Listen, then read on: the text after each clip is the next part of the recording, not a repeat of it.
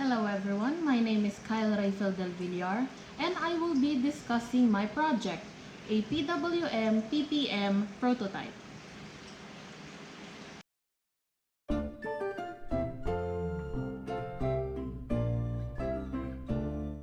But first, let's discuss pulse modulation. Pulse modulation is the process of representing an analog signal through a train of pulses. The four basic modulation techniques are pulse amplitude modulation, pulse width modulation, pulse position modulation, and pulse code modulation. There are also other types of pulse modulation, but these are the most common. For this project, we'll only be using two, pulse width and pulse position modulation. First, let's get to PWM. Pulse width modulation is a modulation technique where the pulse width is proportional to the instantaneous value of the analog signal. Since the amplitude of a PWM signal is constant, it is less susceptible to noise. To generate PWM, the message or analog signal is added to a repetitive sawtooth signal, and the resulting waveform is then applied to a multivibrator circuit. You can see the block diagram in the screen, and I will further discuss this in my prototype project later.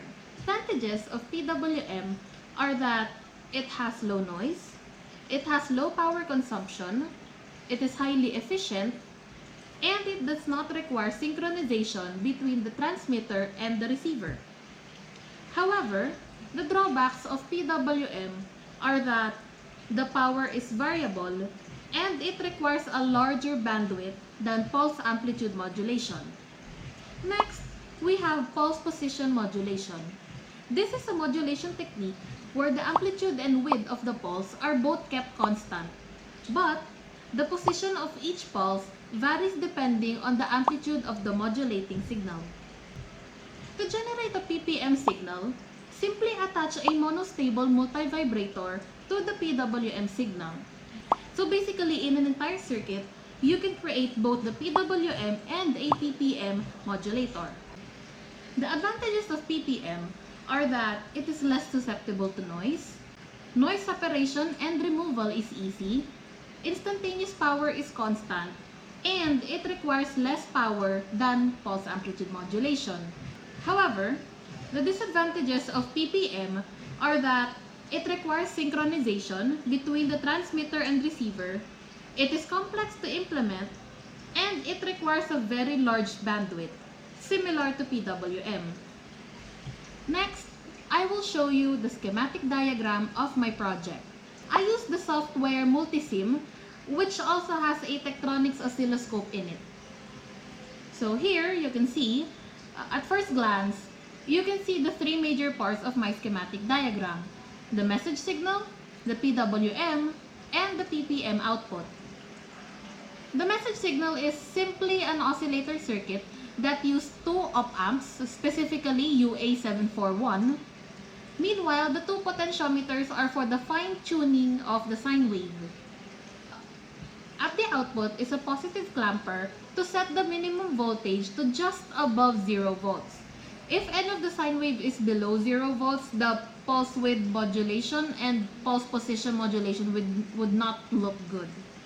At the lower right, we can see the pulse width modulator, which is a 555 timer connected as an astable multivibrator. The sawtooth wave is also generated here, which is added to the message signal from the oscillator.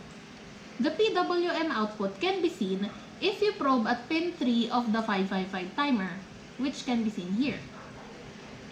Lastly, the PWM output is connected to a monostable multivibrator, which is also done using another 555 timer. So in total, we have two 555 timers and two op-amps in my circuit. If we probe at pin 3, we can see the PPM output. If we run the simulation, we can see the three outputs in the Tektronix oscilloscope. Channel 1, or it's colored yellow, shows the sine wave output of the oscillator with a peak-to-peak voltage of 1.77 volts and a frequency of 2.66 volts. Below that, The output labeled in blue is the PWM output. As you can see, the pulse is wider at the part where the amplitude of the message signal is high, and thinner when the amplitude is lower. The frequency at channel 2 is 19 kHz, which is around 8 times higher than the frequency of the message signal. The frequency can be adjusted by changing the values of the resistors. The width of the pulses does not change, but the position varies depending on the amplitude of the message signal. At first, we can't really see the intervals of the PPM output, but if we overlap it with the PWM and the message signal, we can see it better. The frequency of the PPM signal is 19.1 kHz, which is close to the PWM output. Also, their amplitudes are the same. This is one of the concepts explained in PWM and PPM signals.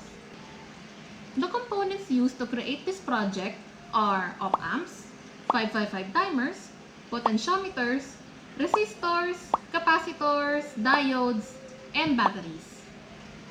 All these components can be bought at any electronic component store, and I personally bought mine at eGizmo before the quarantine lockdown. Okay, so now we've got the simulation ready, we can now prepare for the breadboard. Alexa, play.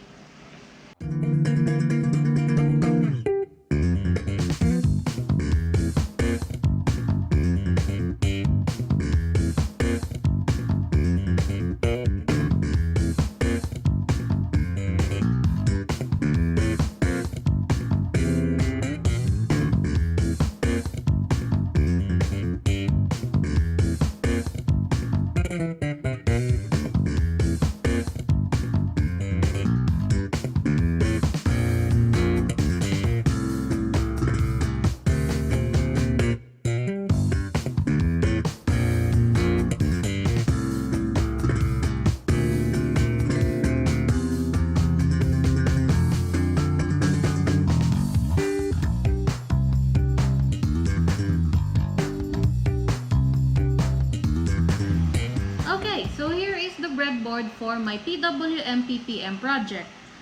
Here, in the first output, you could probe here for the message signal. Next in here will be the PWM output. And lastly here would be for the PPM output. I will show you a video on my simulation with the oscilloscope. Okay, so I have tested my breadboard before the quarantine using the oscilloscope available at school. And similar to the simulation, I have the same results. The same peak-to-peak voltage, the same frequency for both the PWM and PPM outputs. So as you can see in the video, there are a bit of noise in the final output. But that could be for a lot of reasons. For example, the wiring, or maybe the probe itself, there's a bit of malfunction there, or maybe the oscilloscope itself has some technical difficulties in it. But at the end of the day, I obtained the results similar to my simulation. So I can safely say that my project is a success and I have connected my breadboard correctly. To summarize, I have created a PWM and PPM project prototype showing it in the breadboard and as a simulation. I have included the simulation file in the link in the description below. And as for all, thank you for watching. Bye! Bye-bye ka rin. Bye!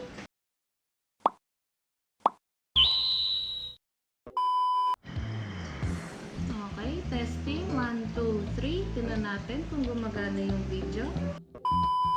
Meron tayong special guest featuring Einstein. Kasi ayaw niyang tumigil ng kahol. Hi ka sa camera. However, the disadvantage is which is a 555 timer connected Einstein, yung laruan mo naririnig po namin sa camera. Oh, sige, kaway ka. Oh. Ano? Maya mo laruin yung laruan mo. Yan po, yan po. I'm here without you, baby.